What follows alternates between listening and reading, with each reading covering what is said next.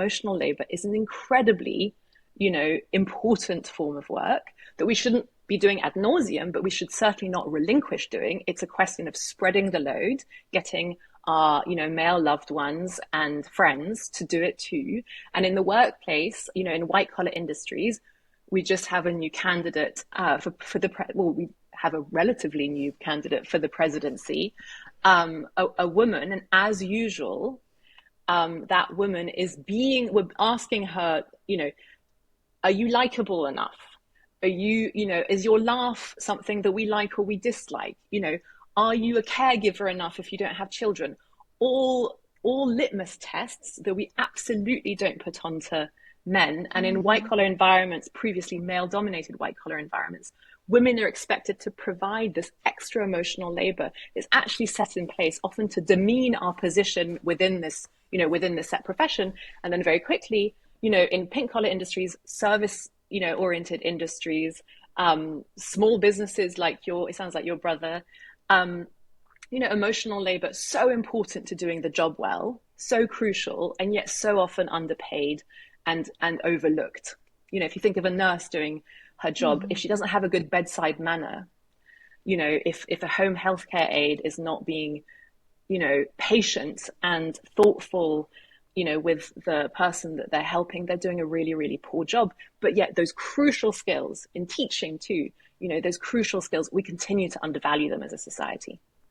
Yeah, we don't teach them. We've historically not taught them. Thinking about like children and parents and things like that. I mean, this kind of generation of parents is part of a generation of parents who's like, oh, wow, we actually have to teach our kids like how to regulate our emotions. And that's probably a really good thing to do. We can't just like punish them for being angry or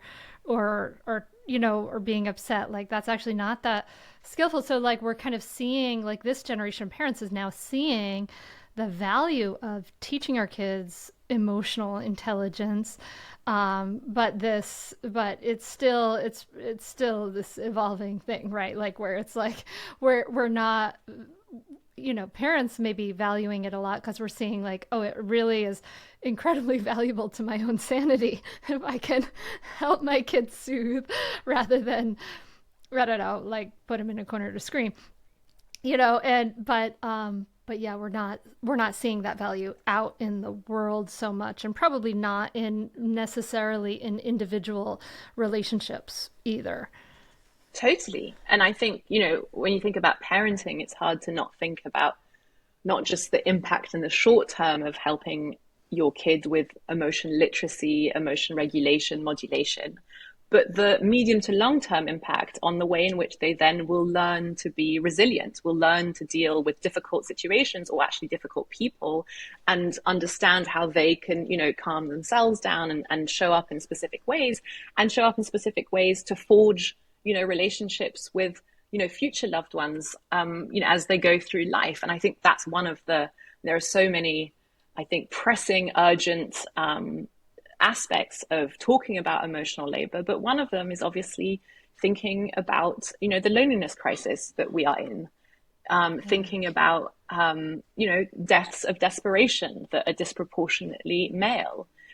What leads people to feel isolated is often an inability to maintain and foster deep connections with other human beings. What makes us really powerful, what makes us as mammals on this planet, in many ways, what made us able to thrive is our ability to be in community with each other. We are all communal creatures, regardless of gender.